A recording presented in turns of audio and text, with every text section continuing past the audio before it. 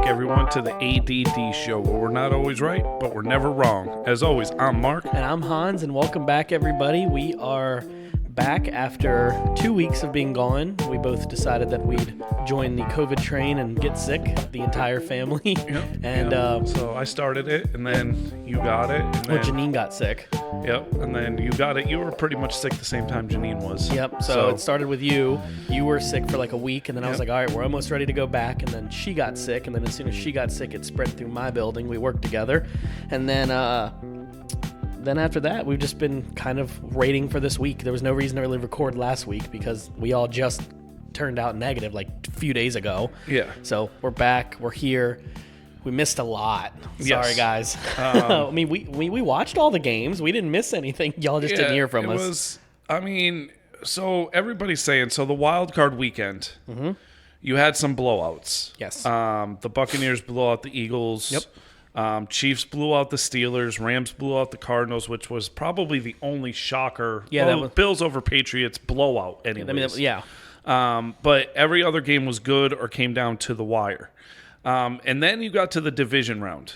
And that's where everything started. The first three games all came down to last-second field goals. And then the fourth game was the Bills-Chiefs overtime thriller. Yep. I want to take a few minutes and ask you, I know this is a controversial topic with everybody, overtime. Yeah. What's your opinion on overtime? I love college overtime. I hate college overtime. I think it's so juvenile. But see, I like everybody gets a chance. Here you go. Well, the reason I like it is because, I didn't fully answer the question. The reason I like it is because I'm a big college football fan. But like in soccer, in hockey, in all these sports, you play so both teams get an opportunity to possess the puck or the ball. Even in overtime in basketball, yes, both teams on offense. It's not like you hit the ball in the air and let's say LeBron and the Lakers get the ball, they never play defense. If they just score immediately, it's over. And to me, that's kind of what it feels like. However, I will word it this way.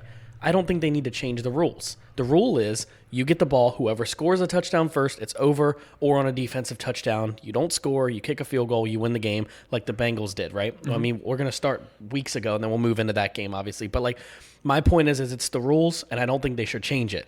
If they talk about it, I'm fully welcoming college, some sort of start at the 50-yard line, 40-yard line thing, and I would welcome it. But the rules are the way they are. It doesn't bother me that both teams don't get a chance because your defense is part of the team too. It's something I've said all season, and being a Dallas fan, there's 53 players on your team. Every player has a purpose. It's not just one player's fault you lost the game. It's no offense to the 49ers, that dude not catching the interception. It's not all his fault. No, it's his fault. I know. They lost the game because he didn't catch that ball. They also should have probably had a better QBR to their quarterback the whole game. Well, but the thing is that the QB didn't technically didn't lose in the game. Dropping that interception was... But my kind of point to that was your defense is part of the game. The Bills' defense is part of their team. Their defense should have showed up, and they didn't for 2 minutes of the last of the game. I'm okay with the rule. I don't think they need to change it. If they do, I'm not going to be like, they changed it. I'm fully supportive of the change. But until then, I'm okay with it. Some people are saying it should just be 10 minutes, 7.5 minutes, and just go. And my thing is this is, say you do 7.5, half of a quarter, right? You do half of a quarter, 7.5 minutes. What happens if the team holds the ball for 7.5 minutes? There's 7.5 minute drives. There's 10-minute drives. You tell me Tennessee can't have a 7-minute drive with Derrick Henry? Right. I'm just sitting here like, okay, I get it. The Chiefs' first year with Mahomes lost to Brady in overtime because Mahomes didn't touch the ball. Yeah. Allen loses because he didn't touch the ball. The fact that they didn't touch the ball in overtime isn't the reason why they lost that game. You had a whole 60 minutes before that. You had 13 seconds to stop them. I mean, let's be real here. The only people that really get upset about the overtime rules are mad their team lost. Yeah. I mean, now, would I have been upset if the Bengals lost yesterday because course you would have. Mahomes went down and drove the field? Yeah. Yes, but I would have been upset because they lost, not because they didn't touch the ball. Yeah. I mean, it's like, and that's just me. I could care less. Like, the rule's the rule. Yeah. They have changed it. Yeah. They changed it in 2017 where it used to just be first team that scored. Field goal or anything scored. Now it's you score a touchdown or it's sudden death. Yeah. See, for me, I know it sounds juvenile, sounds college-ish, but like majority of people do enjoy some sort of a college overtime. And if they changed it, I think I don't think each team should start from the 25 like they do in college. I think that's a little ridiculous, but having each team start right outside of field goal range, so like right at the 50-yard line, you score, extra point, done. Other team scores, extra point, done. After that, the other team gets the ball again. Now it's 2-point conversions from there on out.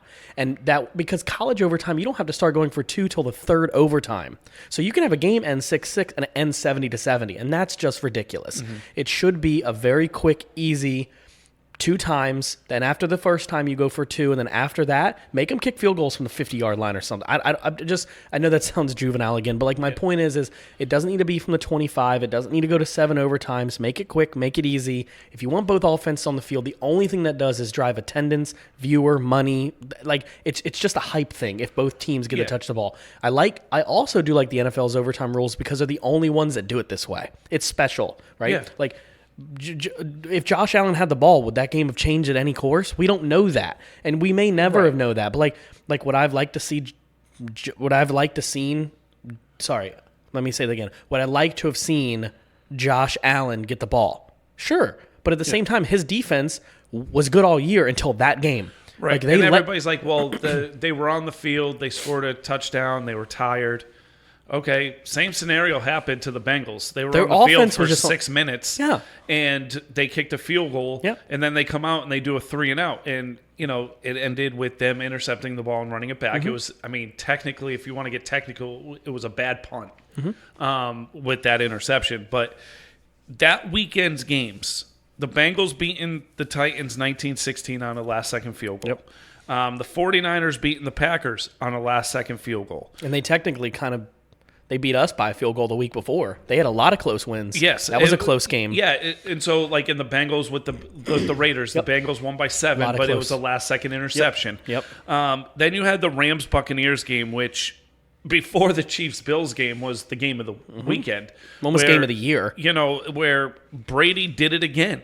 Mm-hmm. They were down 27-3, and instead of 28-3, came right back 27-27, and then inexplicably the Buccaneers defense gives up a pass to the best wide receiver in football this year, who's wide open. Mm-hmm. Not like a great catch, wide open. We've watched a lot of the games, and we all do.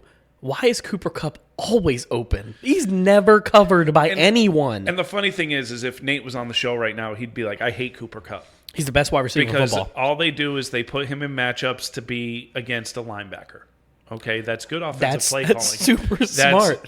That's bad defense. That's bad preparation and everything.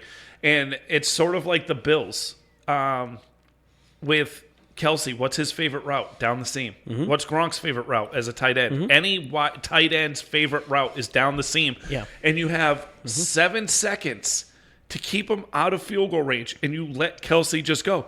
They let Cooper Kupp go, and Stafford hit him wide open. One of the best deep ball throwers in the game is Stafford. He had a lot of bad throws, in this recent round, but we'll keep. I digress. And so all those games. So let's look at the wild card. The Bengals won by a touchdown. Yep. 49ers won by 6, and those were the only 2 good games on Wild Card Weekend. Everything else was a blowout. Yep, they were I thought they were both great games. And then you have the division round where Bengals won 19-16, 13-10, 30-27, and 42-26 in overtime. And everything came down to last possession. Last second field goals, last second touchdown, whatever, overtime touchdown. Was this in your life the best weekend, best playoff?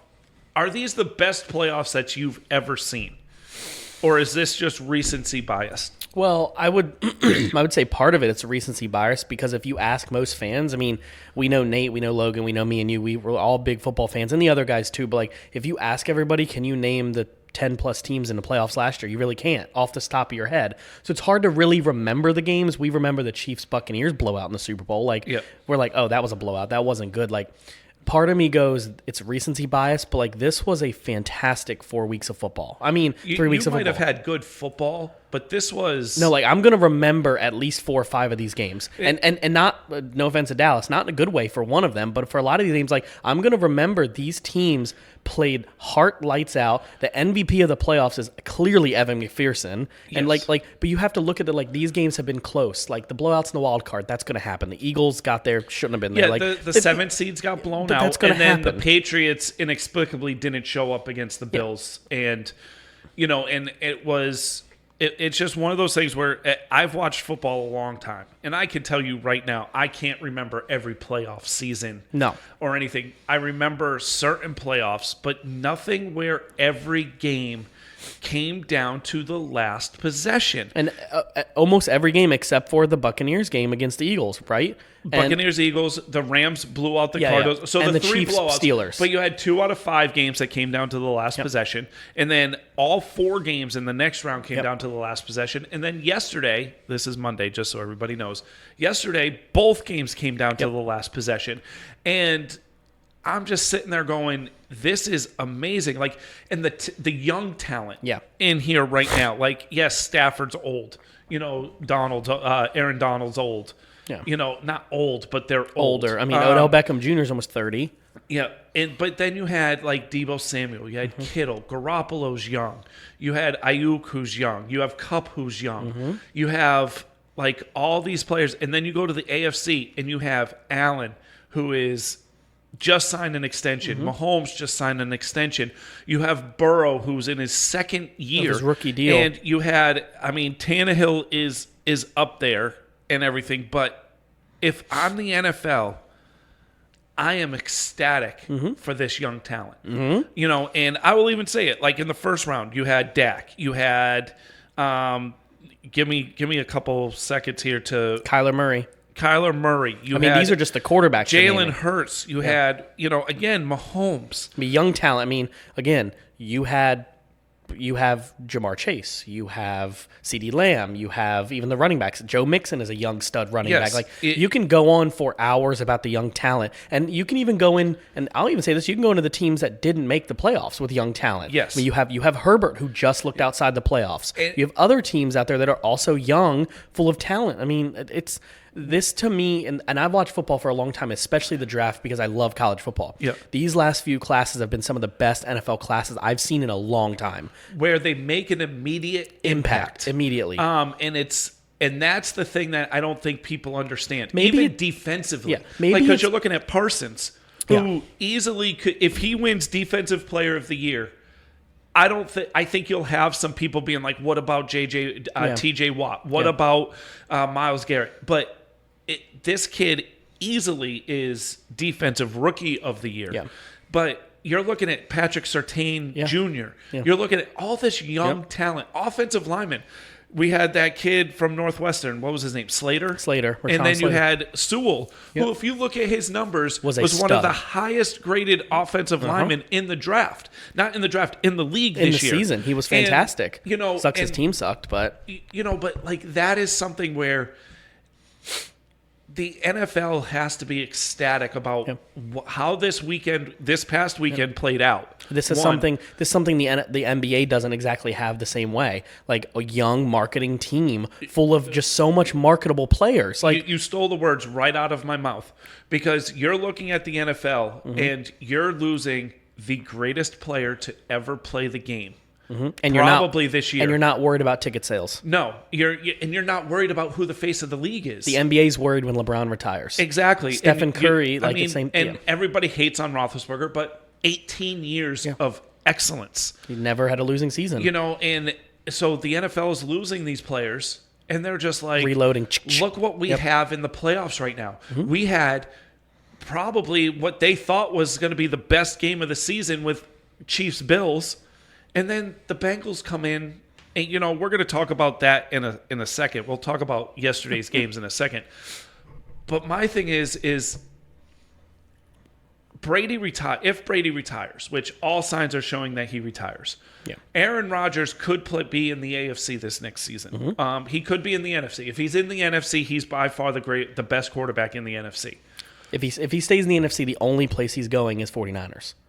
Okay, so but why would you do that if you just wasted all those draft picks for Lance? Exactly. That's why I don't think he goes there. I think he goes to the Broncos. So you think he's done in Green Bay? Yes. Okay. I think he goes to the. I'm going to say it here. I think he goes to the Broncos and follows his coordinator. Okay. 100%. So then you have in that scenario you have Dak and you have Kyler. Yep. Who else in the NFC? Jalen Hurts, but the team doesn't believe in him. Stafford, okay, but Kirk Cousins is a free agent, free to go wherever. So wherever take he Kirk wants. Cousins out. I mean, you go down the list. I mean, he's just Jared Goff count. I mean, he's probably top 5 in the NFC at that point. In the NFC, yeah, because their team may not be good. I mean, if you go through the list, other than Kyler Murray, you don't know what the 49ers are going to do. Right. You don't know what Seattle's going to do. I mean, there's a chance that Russell Wilson isn't there. It goes to the AFC. I mean, if I had to take my guess, I think he ends up somewhere in the NFC. Yeah, I think so too. I think so he's top 3 easy. Yep. If not, well, in the NFC, I would still say Dak. I might put Wilson above Kyler Murray only because of the fact of he disappears in the biggest the last games. 2 years. He's disappeared the last 5 weeks of the season. Hottest quarterback to start 80% of the games, then disappears. But then look at the AFC. Oh, I know. The AFC is so stacked, and I'm only talking quarterbacks here. Well, a lot of it has to do. Talent. I mean, you put Trevor Lawrence in that category as well, but these young guys. Yes. But like you think about it like this though, in the last few drafts though, a lot of the teams drafting quarterbacks have been the AFC. They've been the weakest quarterback teams because if you think about it, the Phillip Rivers retirement, right, and then you have the Peyton Manning retired. Like you go down the list, a lot of the quarterback greats that have just left were AFC guys. So now they're reloading, and the NFC's going, we need to start drafting some quarterbacks, and this is not the class to do it. Sorry. Just how important have the Bengals proved that the quarterback is the most important position on the field? Yeah. And I think you could say, I'm a Garoppolo fan. Yeah. Okay, I don't think he's unbelievable. I don't think he's like the best thing since sliced bread. He's like I Kirk think he's Cousins. somebody you can win with. He's Kirk Cousins. I think he's better than Kirk Cousins. I think he's better, but and not stats wise, but getting you to the point where you can win. Now, but I would say comparable wise, why I'm saying Kirk Cousins, he's a professional quarterback that isn't usually the reason you lose games, but very rarely is he the reason you're winning games. Okay, but yeah, he does fair. what he needs to do. Right. He doesn't do anything sexy. He's not 38-15 as a starter, 4-2 in the playoffs. That's not bad. No, and that I would is take not those bad records. for somebody that is the team has no confidence in him. And I think if he goes somewhere where a team believes in him, he can do well. Yeah. But I also think he can change the culture of a team also. Yep. But then you look at, and the AFC is just, to me, so young stacked. And even with the Patriots, the Jets, the Bills, you can, I guess, put the Dolphins in there because I guess they're going to go with Tua because the owner wants a coach in there that believes in Tua. The Bengals have Burrow. Lamar Jackson. I think the Browns and the Steelers need a quarterback. Yeah. Then you've got Mahomes, Herbert, Carr. Yeah. All intents and purposes is staying in at Las Vegas now. And with the proper coach, Lawrence, I'm serious. Yeah. I'm getting Lawrence. Okay. Yeah. Even Wentz. He shit the bed in the last game of the he season. He might not be there. And then you're looking at Houston. I like that kid Mills. Yeah. I think he's somebody you could build around. You got a big ass neck. And then what's that last? Oh, you got Lawrence. Yeah. Tannehill. So, and me personally, I think out of all those quarterbacks, like the top tier, is Tannehill in the top 10 quarterbacks in the AFC? He has to be. There's only 16 teams. Okay. He has to be. I mean, he has to be above Zach Wilson, Trevor Lawrence, Davis Mills right now. He has to be above Baker Mayfield. He has to be above whatever the Steelers are doing at the moment. Yep. He has to be above Tua. I mean, you're talking 8th, 9th, 7th, somewhere around there. Okay. But he's not better than Burrow do or you think Tennessee can win with Tannehill? Do you think Tennessee can get over the Allen, Mahomes, Burrow? And I'm saying the Bengals because the Bengals are in the Super Bowl. So you have to add. No, they're an elite team. Them to that. Where I'm going to say no. I mean, I'm not trying to sound mean. I think he's Kirk Cousins kind of guy. He's a guy that'll get you there, but I just don't. He's Dak Prescott. I mean, I'm going to say it. I just don't think he's an elite quarterback. And I think you're seeing in the playoffs that if you have a good quarterback and a great quarterback, that's awesome. But you need to have an elite quarterback. You need to have a quarterback with a killer instinct. And unfortunately, 5th-round picks aren't the answer. Yep. I think Tannehill's a good quarterback. But the only way they're going to get over that hump is if they had somebody like a Deshaun Watson or a Joe Burrow or, he's been out for... I didn't even mention Watson. Nobody knows what he'll be. Right. He could be anywhere from Steelers to D.C. Or jail. Yeah, exactly. So that's not me being funny. That's just it's true. The truth. So the point for me is I just don't. When I watch Tannehill play, like he just reminds me of somebody who just doesn't have all of it. Okay. It doesn't mean he's not good enough to win games, but if you want to win the Super Bowl, look at the quarterbacks that are here. Look at the ones that were just in the last round, and then look at the quarterbacks that lost. Like I know my Dallas Cowboys lost to the 49ers, and I'm not saying quarterback play-wise. The 49ers had a great game plan, and they absolutely embarrassed McCarthy. I mean, let's be clear. It was complete embarrassment. But going into the playoffs, look at the quarterback play, and you see every round who won. The elite quarterbacks. That's why Kyler Murray didn't win. That's why Jalen Hurts didn't win. That's why Dak Prescott didn't win. And I don't think it was all Dak's fault, but I'm using the example like these quarterbacks are not elite, and this is what happens. What did I tell you 8-9 weeks ago? And I agree with you. You agreed with me. McCarthy's going to be the reason we lose playoff games. And McCarthy, it was inexplicable that, I don't understand also the belief in McCarthy. Like we'll go down that rabbit hole after the Super Bowl. Yeah. Because we'll talk about like the state of teams and where teams should go, like and things like that after the Super Bowl. But yesterday's games. Yep. So let's get into yesterday's games. I want to talk about the Bengals last. So Rams 49ers. 3 quarters of that game, the Rams were getting outplayed, outmatched, everything. Yep. Can I interrupt you, though? Yeah, go ahead. The 49ers have done that all playoffs. I swear week 1, the 49ers game plan was throw teams off. Don't do anything crazy. Just run the ball, play football. They almost felt Patriot-ish. Does that make sense? Like, they almost felt like they were better coached than you, and they came out and said, we're not going to lose the game in the first quarter. We're just going to play football. Yep. And they did that against Dallas. They did that against, obviously, the Rams. Like, they did what they needed to do. Like, they were the smarter team every time they played. The difference was Stafford, obviously. I mean, the offense turned up the heat. And they missed that interception. But keep going. I was trying to say the 49ers were really good story for the playoffs because they played really good football. Yes. Prepared. They were prepared. Prepared. They beat you up. But the Rams did something that no team did in the playoffs or whenever the 49ers won in the regular season. They made them pass. Yeah. And yes, I understand. I just said I believe in Garoppolo. But the way that team is built, it's not built for the pass. Kittle wasn't healthy, supposedly. He just came out saying he wasn't healthy. Lower body injury. You're starting to find out everybody's unhealthy. Like you just found out, like I just found out Dak is totally unhealthy today. He's a Pro Bowl alternate and said, "I'm not playing. I'm focusing on my health because I'm still pretty beat up from the surgery." Like, so you're telling us you were hurt the whole season? Like, this, but like, everybody after I know. I think somebody said it one time. How you doing health wise? I haven't been 100% healthy since week 1. Yeah, exactly. I haven't been healthy since we started training camp. Yeah. Like it's, but I looked at it and I think it was like 17 to 3? Yep. Or 17-6. I think it was 17-6. And I was like, this game's over. This game's over. And then all of a sudden they scored. And I was like, no, 17-7. Yep. And I was like, okay. That's interesting. 17-14, this is a game. 49ers, just play your game. 49ers went 3 and out. Do you know what they started doing? Kick the field goal. They were blitzing the hell out of Garoppolo, forcing him to throw bad plays. Yep. And I mean, that's a tough defense to go against. The Rams defense is not a slouch. Debo is a beast. He was hurt after that play. Oh, he absolutely. Played, but clean he wasn't hit, the same. Clean hit, but that is probably a hit where any coach that coaches, Pee-wee, high school, college, they jumped out of their chair. You're showing that hit to all your kids. That's how you hit. That's how you play football. And then Kittle couldn't get open to save his life, and Ayuk was doing the best he could, but you just saw after that it was all of a sudden all the momentum. Now the 49ers defense is dirty. Yeah. Because they could have gotten blown out in that fourth quarter. I want I want to say something I noticed about the game, and this is actually something that I hate about my team. The Rams were down by 10, 17-7.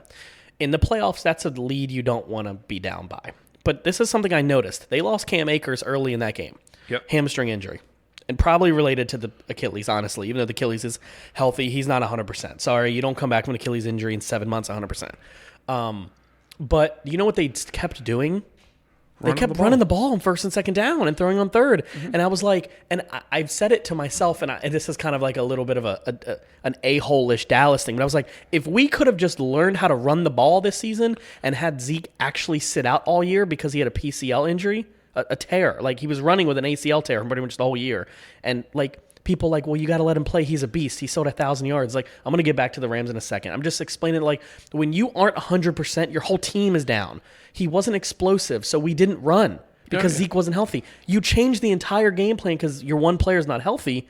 You didn't even bother to run the ball with Pollard, so we threw the ball too much. The Rams were down by 10 and still committed to the run game, still committed to running the ball because the 49ers knew they would throw the ball. And guess what they didn't do? They still threw, but they focused on running the ball, saying we're only down by 10, not 40. They didn't panic. And they did what they did bubble screens. Yes. They did a lot of these bubble screens. And it worked.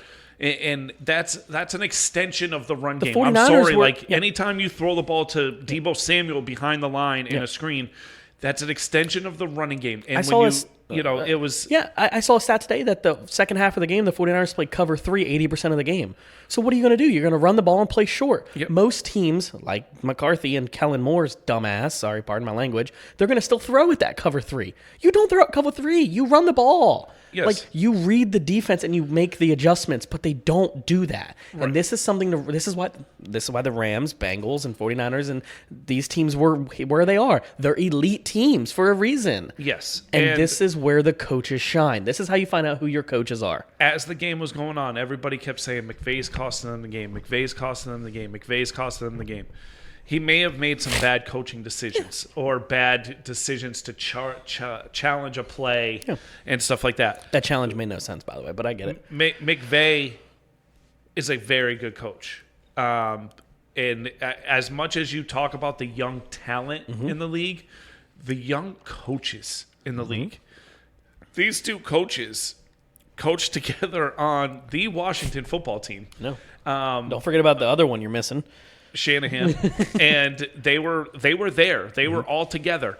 And then DC's punching the air right now. Once Shanahan went to Atlanta, then the other two went to I think McVay was hired or somewhere, and then McVay was hired as the Rams head coach and took Zach Taylor with him. And then Zach Taylor, after he went to the Super Bowl, Zach Taylor was hired by the Bengals. And I just look at the Rams as the Rams. They put it all in this year. Yeah, and everybody said, "Oh, you're trading your future for this. It's worth it." And so it worked. Yeah. They're in the Super Bowl, and that's all you need to do is say, "This is something we're in the Super Bowl." If you think your team is one of the 4 best teams, I'm not saying Super Bowl. Sorry, if you think your team is one of the 4 best teams, and you have one position you need to fix, you fix it. Whatever it costs. And I said this, I was saying this to somebody I work with who's a DC fan. I was saying, if you had all the money in the world, what would you do? And he went on a little rant. I said, you know what I would do? I would buy out the coach's contract and get rid of him. People, and he literally said, he's like, you've only had McCarthy a year. It doesn't matter. You saw the issues all year of who didn't have the team prepared, led league and penalties, blah, blah, blah, blah, blah. You pay the money, just like they paid for Stafford. Yep. If you think you have the team to make a run as one of the 4 best, just to show up in your championship game, not the Super Bowl, you think you can get there, and if Jerry Jones thinks they can do this, you put the coach in, and you pay for the best coaching. You get somebody from the Chiefs staff. You get somebody from the Bengals staff. Whoever your assistant coach is, you get that guy. Because these young coaches, you look at Peyton. He's out of the league right now. You look at Seattle, Pete Carroll, completely getting embarrassed by the league. His old school staff. No offense to Tomlin, yes, he won over 500, but his play style is getting old. Yes. Belichick is the greatest coach to play the game. But if you look at the coaches with the 49ers, you look at the coaches with the Bengals, these guys are young and they're adaptive. They change the game and they use analytics, guys. Analytics are changing the game. These coaches are geniuses. But they use analytics in a way that the Chargers coach doesn't. Well, yeah, because he was the worst coach. There was no, when they announced him as the hire, as somebody who is a Herbert fan, I said that was the worst mistake you could have made. But here's my other point to that. Notice, and yes, Dallas fan, notice how I forgot to mention McCarthy in that. McCarthy's part of that Peyton, part of that Harbaugh, part of that older coach in their 40s and 50s and older that just are kind of losing their wit with the league. And you're getting pushed out. You're seeing that in the first round of the playoffs. And if you don't adapt, I would say Belichick is the best at adapting. Yeah. If you don't adapt to the way the league is moving, you're in trouble. Mm-hmm. And the last thing on the Rams that I will say is Odell playing unbelievable.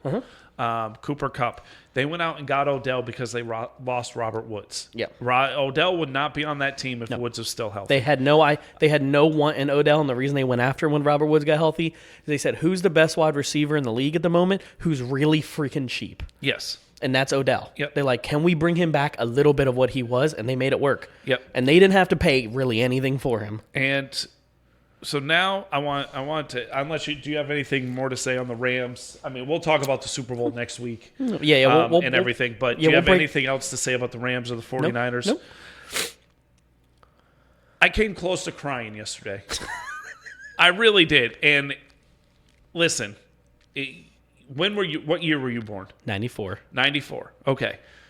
So you never saw Dallas technically win a title. Okay. My first year watching Dallas was Romo's rookie year. Okay, 2009? 2003. 2003. Okay. Yeah, I was now, 7. I want you to think of this right now, okay? Yeah.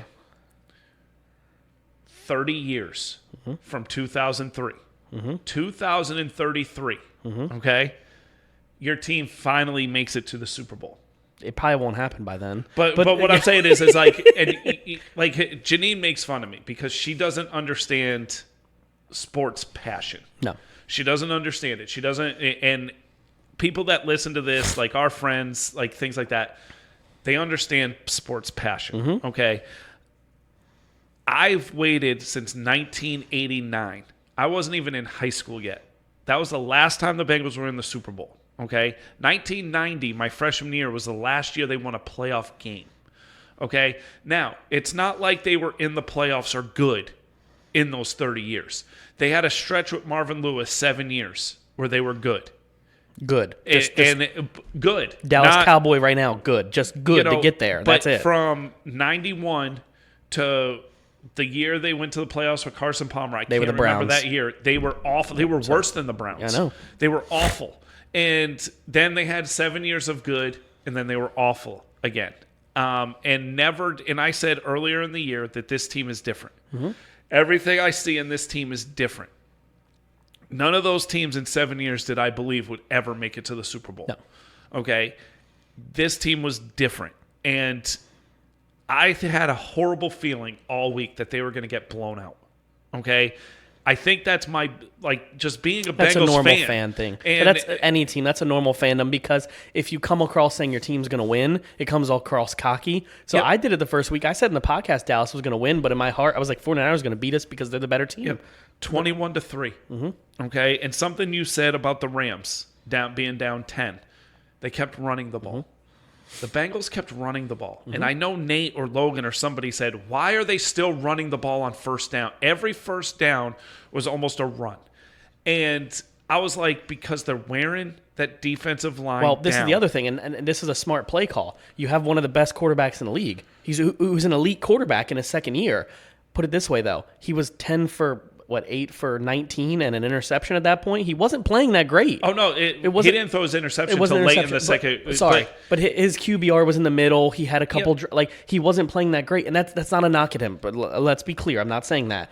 So what was working, though? Mixon had a great game. Yeah. So keep running the Mixon and get the confidence back in your quarterback. And in the second half, he turns into, like how Patrick Mahomes is, he turned into an unbelievable quarterback in the second half. Yes, he had the costly interception, but they still won the game. Yep. But still, he was a completely different quarterback because you know what you didn't do? You didn't put him in positions to lose. That's how you win games. That's how you become an elite quarterback and coach. Yep. You put your players in positions to win the game. And Mixon had 21 carries, 88 yards. Okay? That defense couldn't stop him in overtime.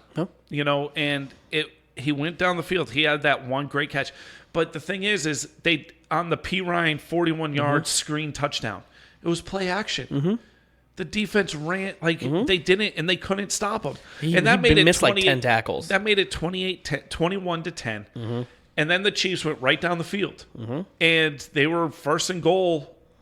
And with 7 seconds left, I'm thinking they're going to kick the field goal. I will still sit here and defend. Why did they not kick the field goal there? I don't understand it, but I digress. I don't understand why, but great defensive play by Eli Apple. Of course. Tackling one of the hardest players to tackle in the open field. About one of his few good plays this season, no offense. None taken. But, liability, he showed up when he needed to. He batted the ball against Tennessee. And he ain't no Rougier, though. A Rougier special. Yes. He fits y'all's scheme better anyways. Don't worry about it. And then the Bengals come out in the second half. They don't have the ball. Nope. But they're still only down 21-10. Yep. 3 and out. Punt. Go down the field, kick a field goal. 21-13. 2 plays later, defensive lineman intercepts the ball. Bengals go down. That play blew my mind because I didn't realize he had it until after. Like the crowd... I didn't either. I thought it was just a batted ball. I think he got off the ground and went, I have the ball, because he didn't even act like he had it. No. When he stood up, he was like, oh. Yep. Oh, fly. and then they go down and chase one-on-one. Yep. Can't be stopped. I'm sorry. No. He's special. It's, and it's going to be awesome watching him against Ramsey. That's going to be fun to watch. But what happened, 21-21. And I said in the group, don't go for 2. I wanted them to kick the extra point. Don't go for 2. I'm not a 2 guy. And they asked why. Why wouldn't you go for 2? And they got it, and it was a great play call. I just felt it was too early. Yeah. But it was 21-21, and I feel that if they got stopped there, the momentum automatically shifts back to Kansas City. But again, your coach is an analytic guy. Analytics probably said go for it there, so they do it. And then the Bengals take the lead because Shooter McPherson, rookie kicker, drafted in the 5th round, and I said, why the fuck are we drafted a kicker in the 5th round? We're in the Super Bowl because we drafted a kicker in the 5th round. Hey, Jerry Jones, if you're listening to this, draft a kicker, please, this year. And please. This We've lost 3 games this year because of kicking, please. We watched him against Green Bay miss 5 field goals. Who's this? McPherson. Oh, yeah. 4 field goals. He missed 4 field goals in that game. He hadn't missed one since. And he's kicked field goal after field goal after field goal after field goal to win the game. So this is something that I've always wanted to ask, and I've asked Ravens fans this because they have the best kicker in the history of the league.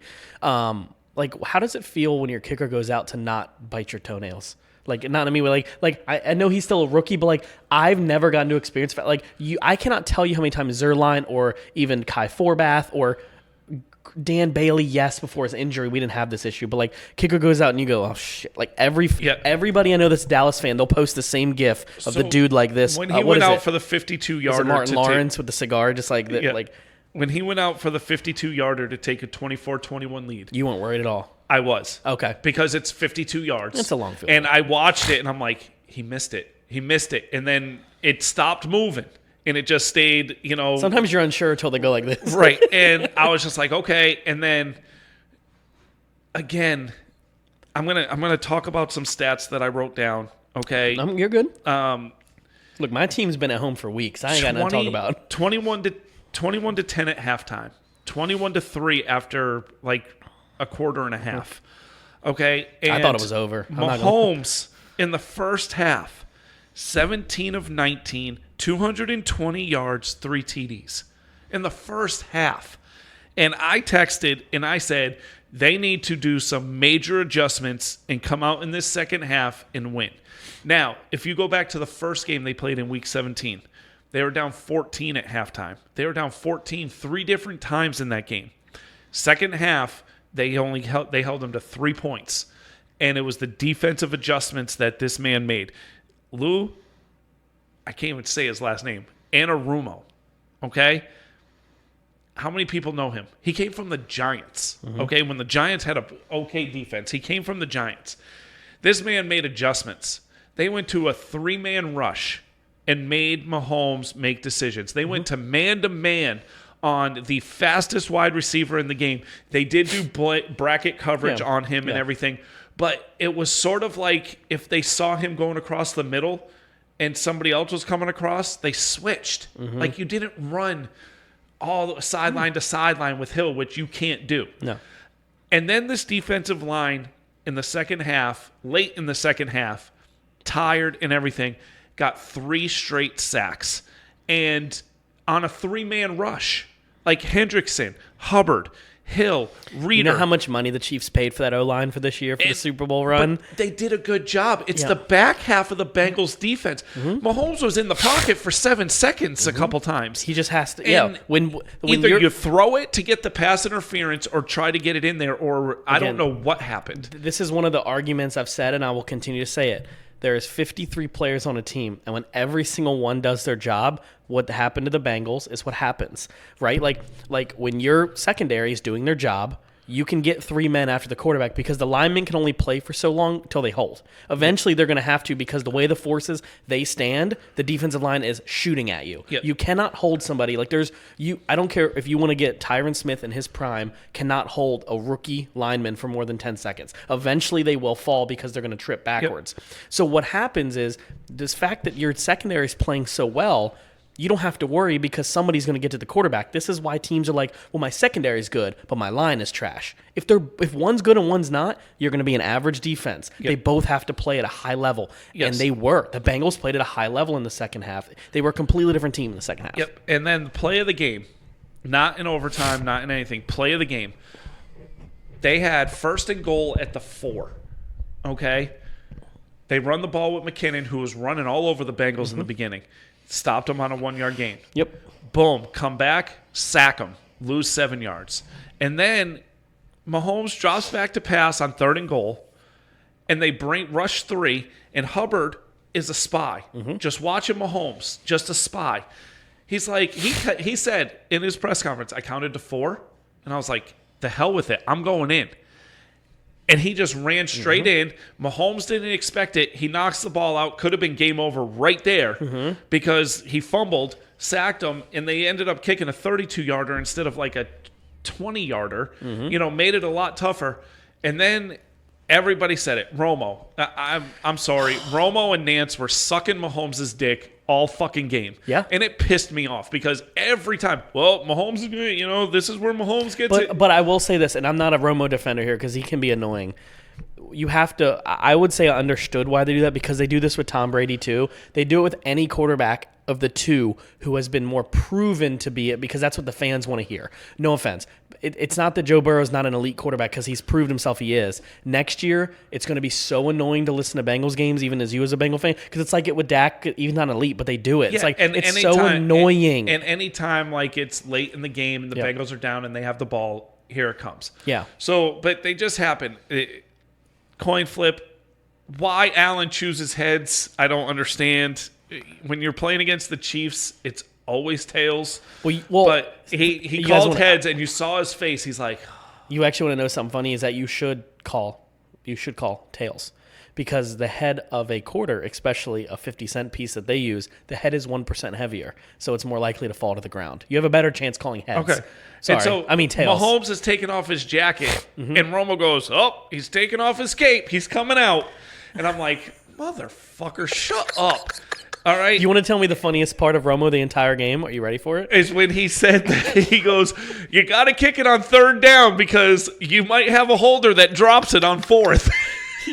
He literally said when McPherson came out to kick the game winner, it was only 24 yards, and it was Jim Nance, right? Yeah. And Nance was like, "Man, this is definitely a gimme. This is definitely an easy one." And Tony Romo real quickly said, "I wouldn't necessarily say that. I've seen quarterbacks muff kicks before." And I was like, "Romo, you a dirty man for that. We don't forget that shit. I remember that." But Mahomes comes out, incomplete pass. Eli Apple had a pick 6 in his hands. And I'm like, all right, here comes a 1st down. Yep. And then for some reason he throws it deep. And I mean, Bates made a great play on that ball. He made a great play, and Bell came up with it. And the rest is Mixon and Higgins just got him down the field. You go 3rd down, you kick the field goal, and I screamed my ass off. I was just so excited. We're going to the fucking Super Bowl, but there's some things that really stood out to me in this game, okay? One, Chase was the talk of the town, okay? Higgins had over 100 yards. Okay. Boyd had a few clutch catches. Losing C.J. Uzomah on the first drive. Yep. He's your captain. He's your leader. I was actually worried that was going to really affect you guys. I was like, He's a stud. oh my God, like you won't know this name, but Tim Crumry, okay? Defensive lineman for the Bengals, captain, stud, Pro Bowler, everything. Broke his leg on the first drive of the Super Bowl against the 49ers in 89. His leg was a pendulum. Like, they kept showing it over and over again, and his leg's just going like this from the bottom of his knee. Like that Louisville basketball kid, Kevin Ware, a few years ago. Yes, just picked his leg up and it was dangling. And the Bengals weren't the same after that. Like, they just... they still lost on a last-second touchdown, but they weren't the same. Yeah. Like, just the air took out of them. And I was like, that's awful right there. That is awful. But they just kept plugging away. And so, again, I look at it and I said, they have to make adjustments at halftime. The Chiefs had a total of 83 yards in the second half in overtime. 83. That's not good. Okay, Mahomes had 55 yards, 2 interceptions. He was 9 of 20 in the second half. Part of me wonders when they play overtime or they play in the fourth, the Chiefs do. Andy Reid just says, you're Patrick Mahomes, just do what you want. And honestly, they should not let him do that because there was no reason in overtime they never tried to run the ball once. They went 3 straight passes. Like, I understand you're probably the best quarterback in the league. I understand that. Maybe not in the fourth right now, but like in general, you're probably the best quarterback in the league, and I get you want to throw the ball to Tyreek Hill, but it wasn't working the whole second half. You know what the Bengals weren't expecting? You to run the ball. No. Or like a 5-yard pass to Kelsey. They didn't run the ball at all. Mahomes had 55 yards throwing in the second half. So they almost had 30 yards rushing in the second half. That's it. You didn't run the ball. You didn't do anything. Now, I get it that the Bengals defensive line, their front seven really stepped up, and their back half really stepped up. And I want to give more credit to the Bengals defense than to the play calling of the Chiefs. Yeah. But at the same time, like, it's just, for me, I was just like, okay. And then something fitting for me is all 3 playoff games for the Bengals, the last play on defense ended in an interception. Yep. And your guys' defense is the best part of your team. And I'm not being mean. I'm not saying that Burrow's not good, Chase isn't good. They're all elite players. I think Burrow's more elite right now, but that's not a knock at anybody else. The defense has done exactly what the defense has done. Like you got to remember, Joe Burrow has won these 3 playoff games pretty much on the bench. He hasn't really had to take the ball into his hands and say, I'm going to win this. And that's, again, not a knock at him. It's going to sound that way. That's awesome that you can trust your defense and kicker enough to win you these games. Yeah. That is incredible. That shows you that he's elite, but the rest of his team is elite too, or playing an elite level. I think you have a key pieces. Like, you have a couple elite guys, but like in general, your team is playing at an elite level. Yes. And so going into this game, in the Tennessee game, he was sacked 9 times. Mm-hmm. I don't know how y'all won that game either. I don't know how a quarterback gets up after getting his ass beat like that over and over and over again. And then you have, against the Chiefs, he was only sacked once. Yeah. They got pressure on him, but he ran a lot more this game than he did the other games. Mixon and everybody had a better game, and I just looked at it, and everybody said it, like, and everybody that talked today. And me personally, as a Bengals fan, I thought it was going to be I didn't believe they were going to come back to win until it was 21-13 and they stopped them and they got that interception. Then I said, okay, this is interesting. Mm-hmm. You know, like, they're not giving up anymore and they're really starting to believe. But everybody you talk to, like, I watched ESPN. I watched Good Morning Football this morning on NFL Network. I mean, I watched it all. Mm-hmm. And they all said, and they all started showing, like, clips. And they're like, look at the Bengals players. Not a single one of them has their head down. Not a single one of them they're not, angry with each other. They're not yelling at each other. They're not doing this. They're not doing that. They just have that belief that they are going to come back and win. Mm-hmm. And I'm just like, okay, like, I get it. But 21-3 on the road against the best team in football. Yeah, arguably the best team in football. You're like I was just so excited yesterday. Like, it's like, I can't over exaggerate how excited I was, or like how in disbelief I was for how that game played out and that we're going to the Super Bowl. Mm-hmm. And Logan asked me a couple weeks ago, he said, Mark, Bengals in the AFC Championship game, if I told you that at the beginning of the year, would you have believed me? And I said, no. But as the season went on, I saw something in this team that said, you know what, we're close. I never thought this team would ever make the Super Bowl. I said playoffs. I think I said playoffs at the beginning of the year. I didn't think they'd finish Super Bowl last. Isn't out of the reach in a few years or next year or the year after. But the fact that they're doing it now, do it. I mean, and how young they are and how much money they have to spend and everything. Where I said to Nate, you sign Burrow to that extension now. You need offensive line help, but you can sort of do that through the draft if you wanted to. Yeah. You're getting Riley Reif back next year. You're going to have a couple players in their second year that can, step up, that have played well in spots this year. Yeah. And you can draft a good offensive lineman at the end of the first round, where we're drafting for the first time in 30 fucking years. And, but you don't have to spend a lot of money on certain positions. Maybe cornerback again, like you need to get a little bit deeper at cornerback. Yeah, I would say Eli Apple's got to go. But you're looking at something where they don't have a lot of they don't need to spend a lot of money on certain positions, where you can extend Burrow now and in 3 years still get Higgins and in 4 years still get Chase and keep this team together. Yeah. And that is something where if I'm a Bengals... I mean, the worst part about the timing is the timing of the Burrow deal in general. It's the new agreement is going to screw a lot of these young teams up, because he's probably going to be $70 million, $65, $70 million. I bet it's over 50. Here's the thing. I don't know if they go that far, if he goes that far.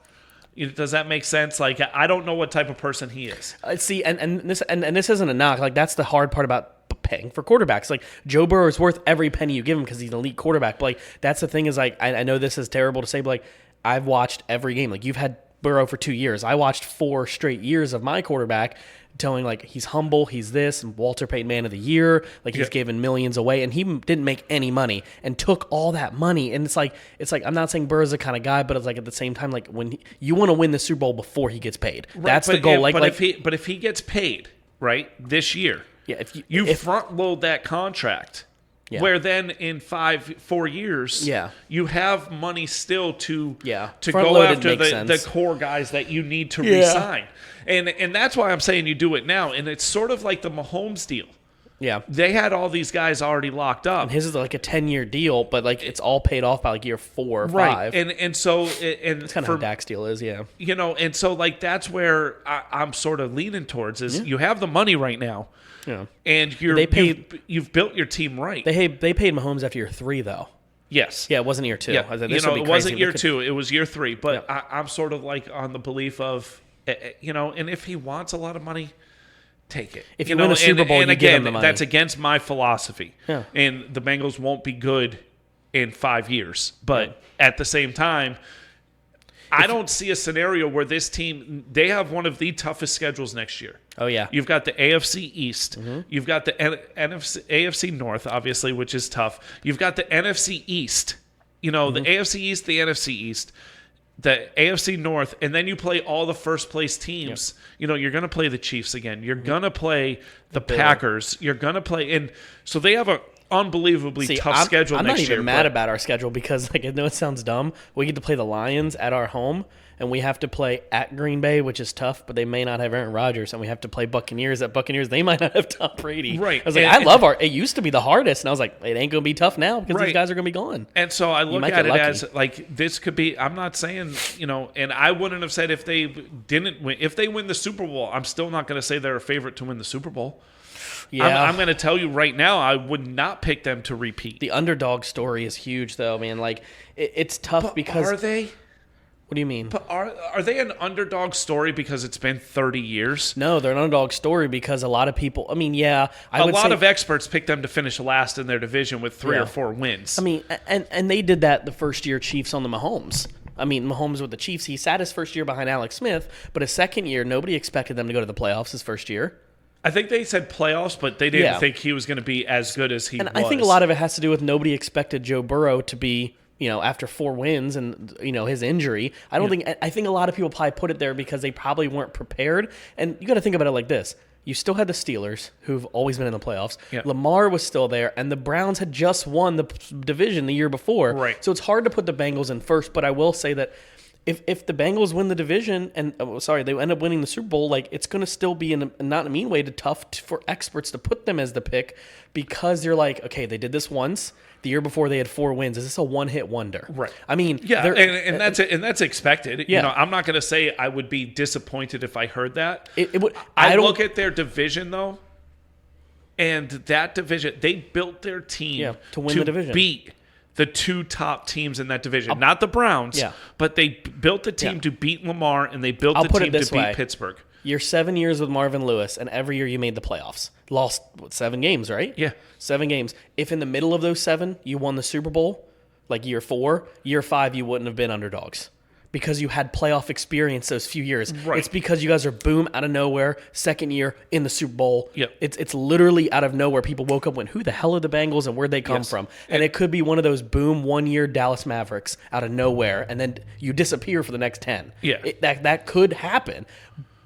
But it's worth it. Oh, no, if you guys win this, it's worth. That's what I'm saying. It's worth a Super Bowl victory is worth, and I don't want to go 30 years without seeing a playoff win. Let me put it that way. I don't wish that upon anybody. No. And the funny thing is there was like a thing where when the Bengals went to the championship game, they ended the drought of the longest drought for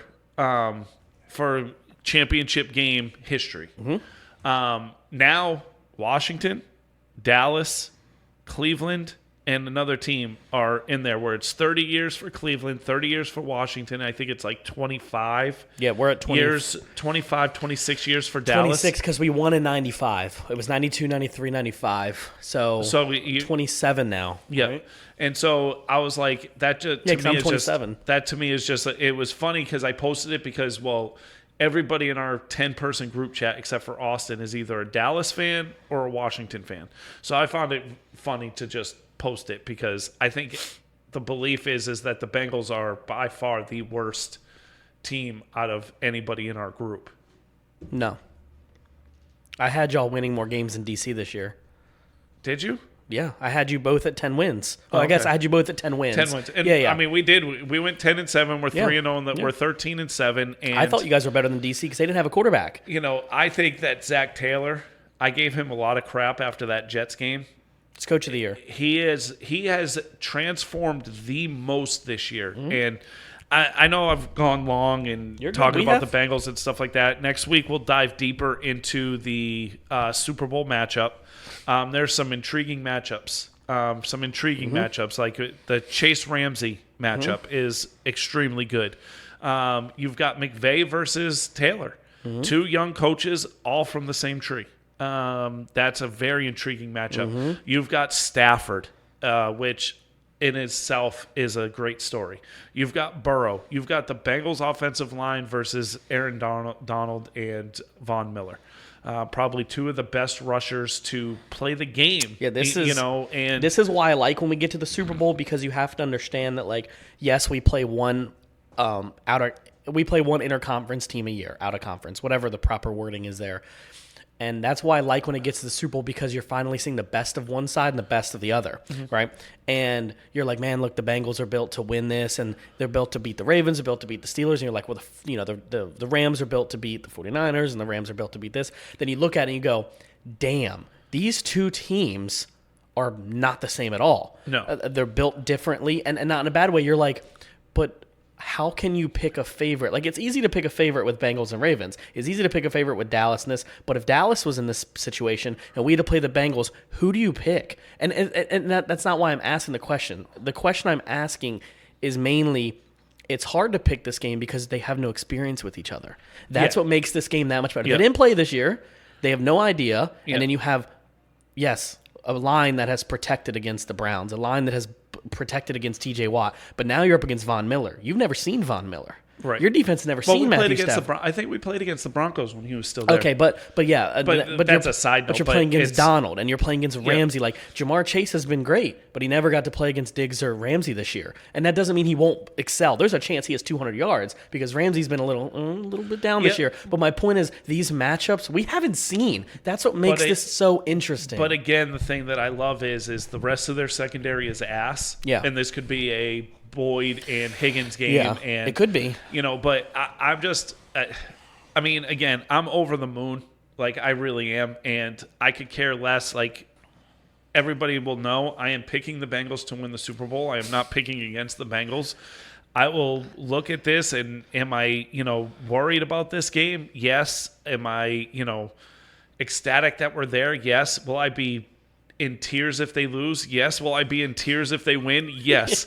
And it is just one of those things where, people that I talk to occasionally were reaching out to me, texting me, just saying congratulations and all that stuff. And, all that is love and everything like that. But for me right now, even though it wasn't expected, it's still a major disappointment if we lose. Yes. And I hate to say that, and people will be like, man, you got years to get here. No, we don't. This is the NFL. This isn't Tom Brady and the Patriots. Like, Tom Brady and the Patriots ruined football in a sense, because people think just because you get there and you're young, you're going to get there again. Chiefs. But the Chiefs 4 years in a row, they've hosted the AFC Championship game. They've gone to 2 Super Bowls. Oh, I know. And they're 1-1. But the point is, look how hard that is, that this could be their last chance in Mahomes' whole career. They go back. Exactly. It's a 4-year window. Mahomes might not win another Super Bowl. Seattle only had a 4-year window during those years. Like, right. The Ravens had a 2 or 3 year window. They're like, to talk about an 18-year window with the Patriots. Like, this could be, honestly, the Bengals' start to a 10, 15-year franchise. It also could be the start that if they lose this game, you don't see them again like the Jags 2 years ago. Like, you may never see them back winning playoff games again. Right. This could be where Joe Burrow wins 3 straight playoff games and he retires 3-10. And I just want to be. I just want that. I want them to win. And my friends, I could care. Like I told you, I could care less who you pick. I'm not going to take offense to people picking the Rams. I'm not going to take. I can break it down, and probably I will look at everything in the next couple of weeks, and I will break it down and prove that the Bengals have a better team.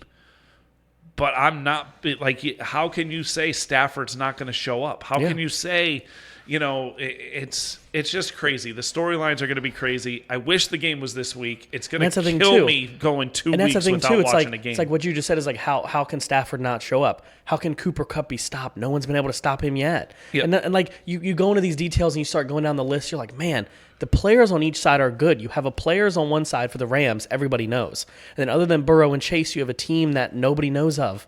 But they're playing at a level that's just ridiculous. And that's why, to me, the Super Bowl is so much different than the rest, because you have these new teams, you have these young guys. Like, this is why it's going to be hard for me, is because I think the Bengals are the better team, and I think they're the team that's going to win. I'm not going to make my pick yet. I have a lot of work to do the next 2 weeks too. But like, I think they're the better team and they're the hotter team. But at the same part, if you're not a Bengals fan, and all of our friends that aren't Bengals fans, and calling you all out, like, doesn't mean we can't root for the Bengals. Austin, you're a Steelers fan. Quit rooting for the Bengals. It's really uncomfortable when you're a huge Steelers fan. You're like, let's go Bengals. Like, you don't root for your inter-division rival. You don't do that. It's because of me that he's doing it. So I understand. I love the kid to death. You don't do that. Like, if DC makes it the Super Bowl, I hope their bus breaks down on the way and they don't get to show up, right? Like, that's what you do. But I will say this, though.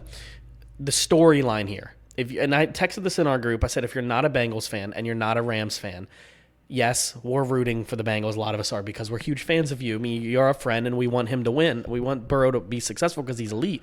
But at the same time, it's like, we've seen this story a little bit, right? Like, this is the story of the underdog team, and you can maybe think that they're not, but they are. They've been the underdog team every game of the playoffs, versus the guy who was wasted for so long in Detroit. Like, even as a Bengals fan, like, how can you not want to root for Stafford? And if you're a Lions fan, how could you not want to root for Joe Burrow? Like, the dude's a monster. He's a stud, and he's got big dick energy all the time. Like, he just sits, like, he's the cockiest bastard I've ever seen, but not cocky in a way you don't like him. You're like, right. I fucking love that guy. Yes. He says, and like, so to me, as a fan of the sport, it's hard to want to pick because who I think's going to win is not who I want to pick to win. Like, I want to see Matthew Stafford hold a Super Bowl trophy because I think Joe Burrow is going to do it eventually. But like this window, but part of me goes, I'm going to be impressed no matter what happens. Mm-hmm. But if you're not a Bengals or a Rams fan, how can you not tune into this game? Look at the two teams. You have the underdog story and the wasted career guy who's finally getting approved to you.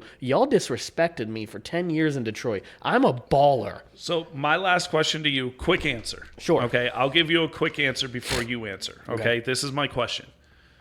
Is this game going to be a letdown compared to how the playoffs have gone? My answer, yes. I think it's a blowout. Yeah. I don't know who, but I can tell you right now, I don't think it's going to be within a 10-point game. I don't think it's going to be close. Okay. Yeah, so it won't be now we are on the same page. I don't think it'll be like this last round of the championship games at all. If it is, check on me. Oh. Because we might need a defibrillator in the house. I think for you, it might be better for your health is if by the end of the first quarter, it's like 28-0 and Joe Burrow's like got a sprained ankle, he's out. Like, it might be better for your mental health, but at the same time, if y'all are up and you see it's like 28-3, you're like, oh. Like, this is the thing about both these teams, though, is no lead is safe. We've learned in these playoffs no lead is safe anymore in 2022. Yep. These offensive schemes are just built different. Yeah. You're not going to get a Mike Tomlin or McCarthy, an older coach, to come back from 20 points down. But these young coaches find a way. And that's why, to me, like, I've been so hype about this game. Like, yes, part of me wants to not root for the Bengals because Mark is our friend. And I want to see him hurt at the same time. I don't want to see any of our teams win a Super Bowl before my team, right? But, like... Damn, dude, I'm going to be dead. You'll be dead before time my team wins. But the part of me goes like, it's a great story, and you can't not like Joe Burrow. But at the same time, it's not like they're playing the 49ers. I could care less. If they were playing the 49ers, like, yo, F the 49ers, Bengals going to win this. Part of me is like, yo, Matthew Stafford, though. Like, can he do it? Like, even you're a Bengals fan, a part of you goes like, you would love to see him host the trophy. Not against your team, but you want to see him do it. Okay, next year. Next year. Like, I mean, you know what's sad? If you ask me to pick right now, Rams won't be there next year. You guys possibly will be. I think the Rams are going to... I just don't think they have the capital to keep this up. They're on that like Lakers swing, man. You have a window, and you're going to miss it if you don't win it this year. Yeah. Y'all are built for 10 years plus. I mean, if Matthew Stafford doesn't win a Super Bowl because the Bengals win this year, I'm not going to be sad. I'm not going to be sad. I'm not going to feel bad for him. I know. But Who Dey Nation, let's go. I am accepting all comers to the bandwagon, and if you don't want on it, it's all right. I'm going to have an AFC Championship towel up in this podcast room soon because we ordered it yesterday. Other than that, we'll talk to you guys next week. Deep dive on the playoffs, the Super Bowl, and... Pro Bowl. Everybody have a good week. Have a good weekend, guys.